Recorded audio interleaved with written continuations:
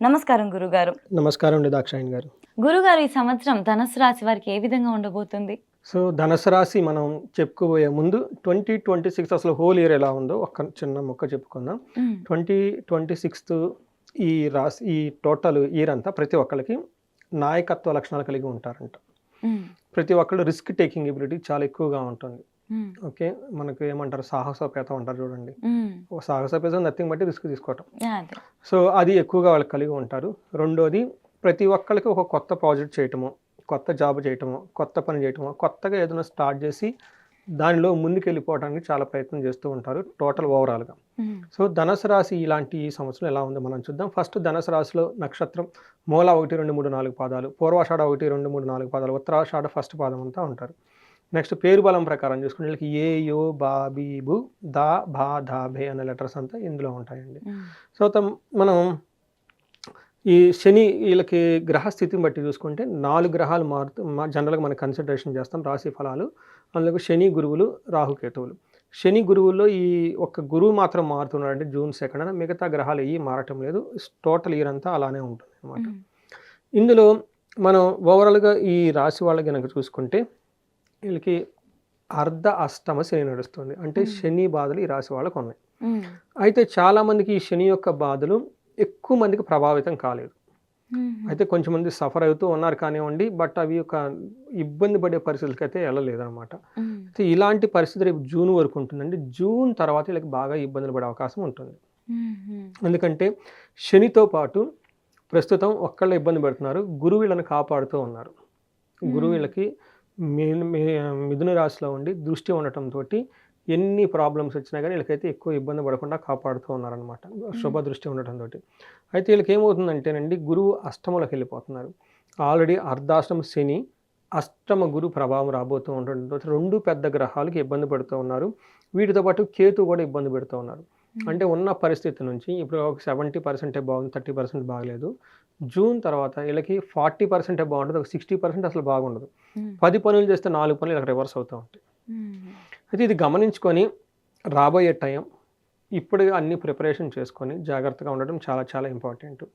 మనకేం చెప్తారంటే మన గ్రంథాల్లో మహర్షులు సూక్ష్మ గోచరం, లఘు గోచరం అన్న కాన్సెప్ట్ ప్రకారం కనుక చూసుకుంటే వీళ్ళకి స్త్రీ బంధు అర్ధ సుఖ చ్యుతి అని చెప్తారు. అంటే వీళ్ళకి స్త్రీల ద్వారా, బంధువుల ద్వారా, ధనం ద్వారా సుఖం, కంఫర్ట్ ఉండదు అని చెప్తారు శని వల్ల. నెక్స్ట్ గురువు వీళ్ళకి భోగాన్ని, ఐశ్వర్యాన్ని ఇస్తూ ఉన్నాడు. అందుకని ఆ ప్రాబ్లం శని పెడుతున్న ఈ యొక్క భోగం ద్వారా, గురువు ఇచ్చే భోగం ద్వారా వాళ్ళ లైఫ్ న్యూట్రలైజ్ చేసుకుని వెళ్ళిపోతూ ఉన్నారు. రాహు వీళ్ళకి 3వ ఇంట్లో ఉండటంతో ధన ప్రవాహనిస్తూ ఉన్నారు. కేతు 9వ ఇంట్లో ఉండి పాపం, అంటే కొంచెము ఏమవుతుందంటే అనవసరమైన పనులన్నీ చేసుకుంటూ ఉంటారనమాట. అయితే గురువు 8th హౌస్కి వెళ్ళిపోతున్నారు జూన్ తర్వాత. వీళ్ళకి ఈ భోగాన్ని, ఐశ్వర్యాన్ని ఇచ్చే గురువు అక్కడ నుంచి హెల్త్ కాంప్లికేషన్స్ని, అబ్స్టికల్స్ని, విఘ్నాలు కలిగిస్తూ ఉంటారు. సో, ఇది కొంచెం మీరు జాగ్రత్తగా ఉండవలసిన టైం ఈ రాశి వాళ్ళు. 4th హౌస్లో శని ఉంటే ఏమవుతుందంటే వాతాడు మన క్లేశ భయం స్వస్థాన హాని కృత్ ప్రసూతి దేహ పీడాంచ సూర్యపుత్రచ్చ చతుర్థగాయ అని చెప్తూ ఉంటారు. ఈ టైంలో వీళ్ళకి గ్యాస్ట్రైటిస్ సివియర్గా వచ్చే అవకాశం ఎక్కువగా ఉంటుంది. మనసులో బాధ కలిగే అవకాశం ఎక్కువగా ఉంటుంది. ఇప్పటిదాకా వీళ్ళు ఒక మంచి రెస్పెక్టబుల్ డిగ్నిఫైడ్ పొజిషన్లో ఉంటే ఆ పొజిషన్ వీళ్ళు కోల్పోయే అవకాశం ఎక్కువగా ఉంటుంది. కానీ పిల్లలు పుట్టే అవకాశం ఎక్కువగా ఉంటుంది ఈ టైంలో. ఇప్పుడు కాక పిల్లల గురించి ఎవరికైనా వెయిట్ చేస్తూ ఉంటారని చెప్పొచ్చు. కానీ శత్రువులు అయితే వీళ్ళని ఏమీ చేయలేరు. ధన ప్రవాహం వస్తూ ఉంటుంది. కానీ వీళ్ళకి ట్రాన్స్ఫర్లు అయ్యే అవకాశం ఎక్కువగా ఉంటుంది జాబ్లో, ఒక పొజిషన్ నుంచి ఒక పొజిషన్లో. అంటే వీళ్ళకి శని కొంచెం మిక్స్డ్గా ఉండి ఎక్కువగా ఇబ్బందులు పెట్టే అవకాశం చేస్తూ ఉన్నారని గమనించాలి. అదేవిధంగా గురువు వీళ్ళకి ఇప్పటిదాకా బాగా మంచి యోగ్యతగా ఇచ్చారు. వీళ్ళకి ఏమవుతుందంటేనండి, రాజదర్శనం, ఆరోగ్యం, గాంభీర్య గాత్ర పోషణం, అభీష్టి కార్య సిద్ధిచ్చ సప్తమగే భవేత్ గురువు అని చెప్తుంటారు. 7వ ఇంట్లో కనుక గురువు ఉంటే ఏమవుతుందంటే వీళ్ళకి హైఫై అఫీషియల్ కలగటము, ఆరోగ్యం బాగుండటము, తర్వాత బాడీ లాంగ్వేజ్ చాలా నీట్గా ఉండటం, ఒక అట్రాక్షన్గా ఉండటము, అనుకున్న పనిలో విజయం అన్నీ సాధించుకుంటూ వెళ్తూ ఉన్నారనమాట. అంటే శని కొంచెం ఇబ్బంది పెట్టినా గురువు వీళ్ళకి బాగా సపోర్ట్ ఇస్తుంది.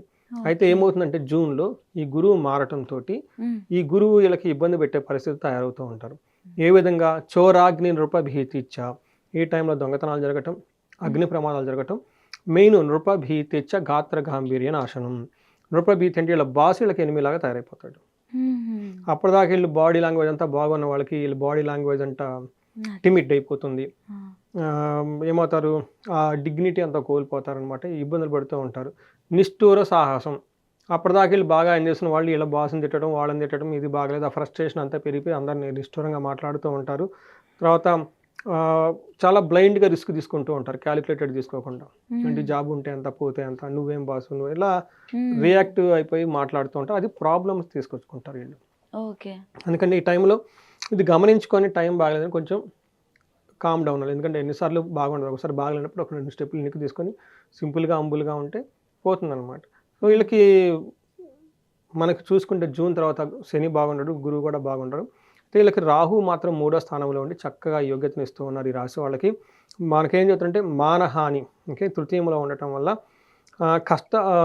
మిక్స్డ్, ఒక సోదరులకి కొంచెం ఇబ్బందులు పెరుగుతూ మనసులో కొంచెం ఆటంకాలు కలిగిస్తుంటూ విశేష కష్టాలు అనుకోకుండా సుఖాలు బోత్ వస్తుంది. ఒకసారి కంఫర్ట్ వస్తుంది, ఒకసారి అనుకోకుండా కష్టాలు పడే అవకాశం కూడా ఉంటుంది. అంటే రాహు ఇక్కడ వీళ్ళకి మిక్స్డ్ రిజల్ట్ అని మనం చెప్పుకోవాలన్నమాట. అయితే వీళ్ళకి కేతు 9వ ఇంట్లో ఉండటం వల్ల ఏం చెప్తారంటే పుణ్యకార్యాలు చేయాలన్నా కానీ, ఆధ్యాత్మికంగా ఉండాలని కానీ, పెద్దవాళ్ళని గౌరవించడంలో ఇలాంటి విషయాల్లో వీళ్ళకి అనుకూలంగా ఉంటుంది. కేతు 9th హౌస్లో ఉండటం వల్ల ఆధ్యాత్మిక శక్తిని ఉండేసి వీళ్ళు ఎక్కువగా స్పిరిచువల్గా ఉండటం, మంత్రాలు చదవటం, యోగా చేయటం, ఇవన్నీ చేసే అవకాశం ఎక్కువగా ఉంటుంది. ఇలాంటివి చేసేస్తే వీళ్ళకి బాగా కలిసి కూడా వస్తుంది అనమాట. ఆటంకాలన్నీ పోయేసి బాగుంటుంది. ఇది మనకి గ్రహాల యొక్క స్థితిని బట్టి మనం చెప్పుకోవచ్చు. మరి నక్షత్రాలది ఎలా ఉంటుంది గురుగారు? ఇందులో 3 రకాల నక్షత్రాలు అంటే మూల, పూర్వభాద్ర, ఉత్తరాషాఢ నక్షత్రాలు. ఇందులో మూల కనుక చూసుకుంటే వీళ్ళకి హెల్త్ బాగుంటుంది, సర్వజన పూజ్యం, చక్కగా అందరి నుంచి రెస్పెక్ట్ ఉంటుంది, సంతోషంగా ఉంటారు, సంపదలు ఉంటాయి. నెగిటివ్ సైడ్లో చూసుకుంటే వీళ్ళకి దేహ పీడనము, భయము చూపిస్తూ ఉంటుంది, హెల్త్ కాంప్లికేషన్స్ ఉంటుంది, అలానే కొంచెం భయపడే పరిస్థితులకు ఎక్కువగా ఉంటుంది. అందులో పర్టికులర్ ఈ 2లో అని చెప్పుకోవచ్చు. ఈ 2లో వీళ్ళకి మరణ తుల్యం అంటారు. అంటే ఏదో ఒక చేస్తున్న ప్రాజెక్ట్ కానీ ఏదైనా ఆగిపోయి ఇబ్బంది పడిపోతూ ఉంటారు. అలానే పూర్వాషాఢ నక్షత్రం వాళ్ళకి సంతోషంగా ఉంటారు, తర్వాత హెల్త్ కాంప్లికేషన్స్ ఏమి ఉండవు, చాలా బాగుంటుంది. అయితే వీళ్ళకి భయము, దేహ పీడనము, మరణ తుల్యం అని చూపిస్తూ ఉంటుంది.